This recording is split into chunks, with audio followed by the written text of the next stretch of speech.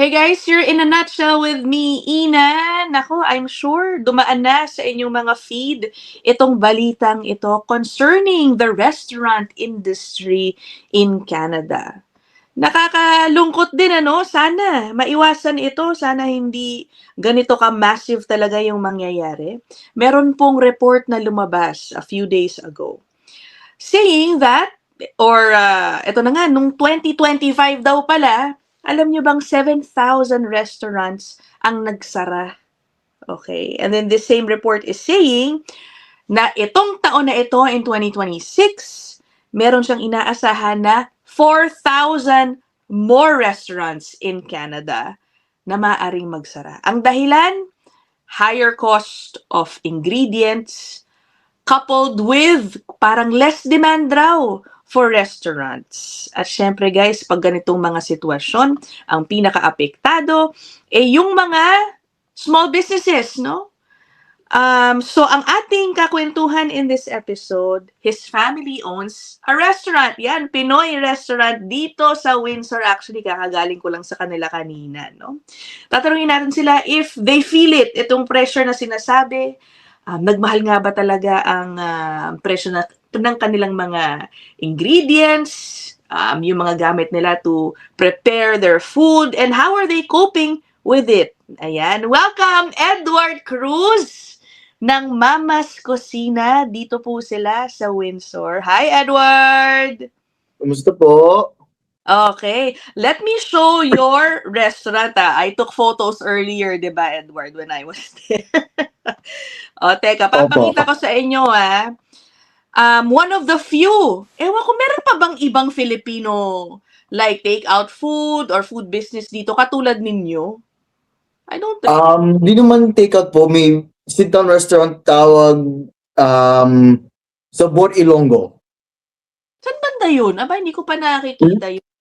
O, sige. Medyo malayo po. Within 45 minutes in Leamington. Oh, in Leamington. Yeah, okay. Believe it or not, kahit medyo malapit yung Leamington, guys, hindi pa ako nakakapunta doon. Ano? But anyway, ito, yan, mga kuha ko to earlier sa Mama's Cocina. They are located in City Market. Ayan. Dito sa Windsor. Ayan. O, diba? Yung mga kapitbahay natin dito. I'm sure nakadaan na kayo dyan. O, diba? Hi, Kuya Joe. Yung daddy ni Edward. Okay. So, Edward, thank you for being here and agreeing to be interviewed. Nahihiya yata si Mommy and Daddy, kaya they trust you naman daw, no, to give us good answers. Ayan. So, nakita mo yung report, 'di ba? Sabi nung isang study, about 4,000 restaurants may close this year. Kayo ba, do you feel na parang mas mahirap magnegosyo nowadays? Yeah, tell us about any challenges that you in your business is going through or feeling. So compared to the first year nagbukas kami, it was steady going.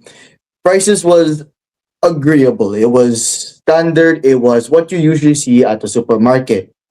And beginning of 2025, ending and beginning of 2026, we have seen medyo of an increase of price.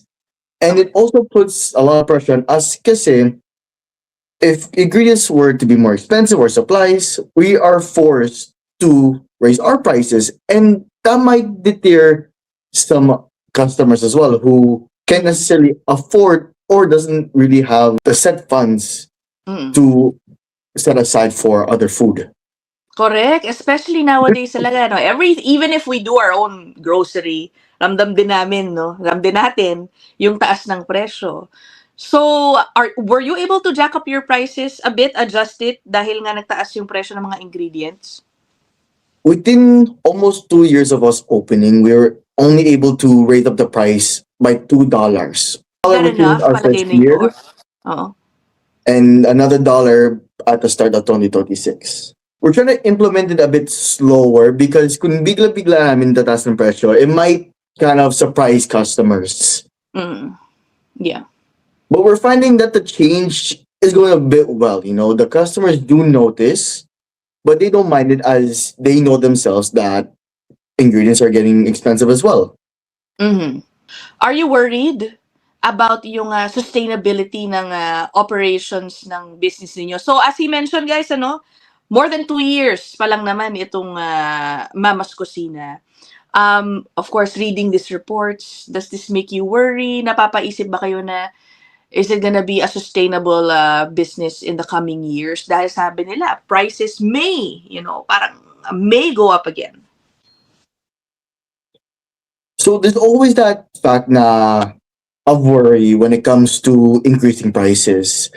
But it's hard to pinpoint at this time because Mm.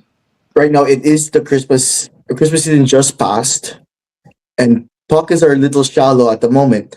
But at the same time, it does put a worry for the long run. What if the prices keep on increasing and we can't really facilitate and hold an even price for our customers as well, diba? So we Oo. need to work a way around it, see what we can do, find other people that can supply kind of a more even price for us as well. Yeah.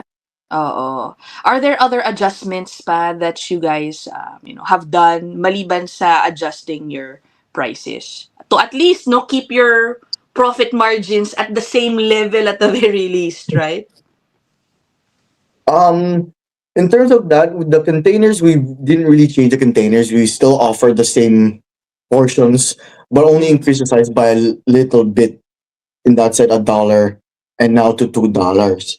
But at the Mhm. same time, we're still finding a profit margin between keeping the same sizes and increasing the dollar between, and also buying more expensive ingredients as well po. Oo. And I'm guessing, Edward, it also helps that your whole family is running it, no? Yes. So, hindi kayo nagpapasweldo ng mga iba pang empleyado, at least not right now. And I'm guessing it helps your operations, tama ba? Yes po. Without the worry of having people on payroll, and also not having the worry of trusting people outside the Mm. family with our food as well. Oo.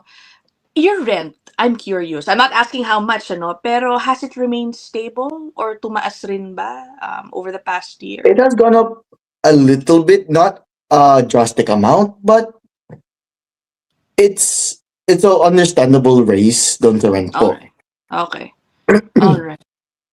Tapos yung sinasabi nung report that there is also less demand raw, no? For eating out. Kasi siguro nga, many people are trying to cut costs and just, are cooking in their homes. Do you feel it? Do you feel it? Although nakausap ko si mami mo, ani daddy mo kanina, sabi niya nga, usually, at this time, slow because dami pang pagkain during the holiday season. And siguro nga ang daming nagastos during the holidays, so Opo. even more na nagtitipid sila. But setting that aside, siguro even before the holidays, naramdaman nyo ba na medyo less customers are coming in?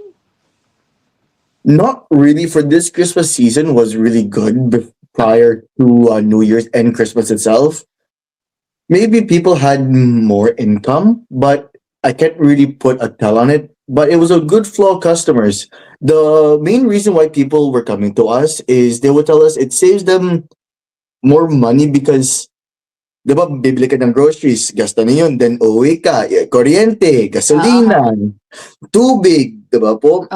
It all stacks up. That's why people have told us that having us there is such a convenient for them. It saves them a bit of money here and there sometimes. Yeah. And I think, ako lang, this is just my opinion. I think, in a way, you are in a, unique position kasi you don't have too many competition here in Windsor, no? So, talagang kung maghahanap ang isang Pilipino ng pagkain, there's a big chance sa inyo sila pupunta. Kasi nga, as far as I know, kayo lang yung medyo malapit talaga sa Windsor area. Noon daw, Edward, I don't know if your parents told you, or if naabutan mo, there were some, but I don't know what happened to them. They closed or what, or naging home-based or something. I don't know for what reason. Pero yeah, I guess that's helping, no, na kayo lang ang go-to for now. Opo, it does help a little bit. And naalala ko pa, when we first moved to Windsor, may isang restaurant dito, called Tropical Hut. Oh, yeah, I heard about it. Okay. What happened to Abutin that? namin po, kumain na kami ilang beses na po. And we were actually gonna plan to eat there on Christmas Eve of, believe, 2024 Mhm. or 2023. Pero parang nawala na later on after a while. We called to reserve po, and there was an automated message of the owners. Sinasabi na we have permanently closed. Thank you for 10 years. Oh, And it wow. caught us by surprise that being the only Filipino restaurant in Windsor, they were suddenly closed down. Oh, yeah. Buti hindi kayo na-discourage, no?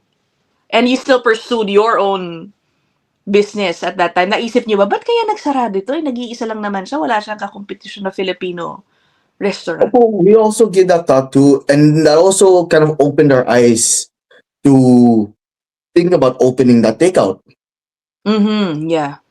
So we kind of saw the opportunity to kind of bring back Filipino food to Windsor. Yeah. Oo. Ito naman, medyo off topic, do you have a lot of non-Filipino customers who are, happy exploring Filipino dishes? Maybe you can share with us your experiences sa mga nakatikim na ng Filipino dishes from you guys. Opo, so we have an array of other ethnicities that enjoy our food. Yeah. Majority of the time they are nurses or people who work in the healthcare facilities who have coworkers who are Filipinos. Oo. Nakatikim. And opo, and during the potluck, nagdadala sila mga pansit, mga lumpia. So, yun yung hinahanap nila galing sa amin po. Yeah. Okay, okay. How about yung tipong just talagang curious lang? Meron ba? First time, I gotta Yes try po. this. Mga There is ganyan. a lot of people who heard about Filipino food, seeing it from social media like YouTube, TikTok, Instagram, from other food vloggers. Yeah. And Oo. when they hear that, they look up for Filipino food and they find us. And at first, it's always a challenge to get over a new flavor. Diba po? Mhm. Kasi Filipino food, diba, madami ibang flavor natin, diba po? Tsaka maalat for their palate. I'm guessing, hindi ba? We were able to find a sweet spot where yung balance namin sa alat was Yeah, okay. okay for everyone. All right, all right. And the biggest part about titikim ng Filipino food is yung not a lot of them are, di sila sanay sa mga ingredients namin. Diba po? Oo. Diba yun Yeah. for example, dinigoan, for example. Dinigoan bestseller namin within people who know it. But yung sa mga iba, I always tell them na this is a blood stew, diba? Na it's made from beef blood. But walang Oo. lasang dugo. Diba? Hinahal namin ng suka para mabalanse. So, I tell them the flavors you get from it is maasim tsaka maalat. Yeah. Hindi naman sila And nasa-shock. I mean, they're still game to try it out at the very least. And the question is, do they go back for a second round or another time to order the same dish? once they try, they always go back. Oh, then that's good. Oo. There's something about Filipino food na talaga pagtikim mo, parang nag-crave ka na after that. Yeah. Oo. Well, anyway. Yun lang naman, Edward, I wish you more success, of course. Diyan din naman kami suki ninyo. Opo.